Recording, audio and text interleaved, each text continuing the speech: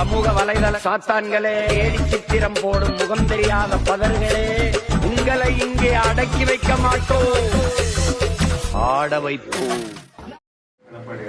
இன்னைக்கு இந்த சூழ்நிலையில இருந்து மக்களை மீட்டு இந்த கஞ்சா பழக்கத்தை எல்லாம் போதைப் பொருளை எல்லாம் ஆஃப் பண்ணணும்னா நம்மளை மாதிரி கீழே இருந்து கஷ்டப்பட்டு யதார்த்தமா வந்த ஒரு நபரால் மட்டும்தான் முடியும்.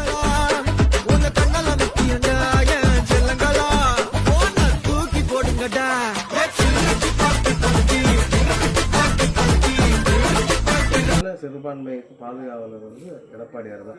4.5 வருஷம் நிம்மதியான ஒரு வாழ்க்கை தான் இருந்துச்சு. இந்த கொரோனா அது இது எல்லாம்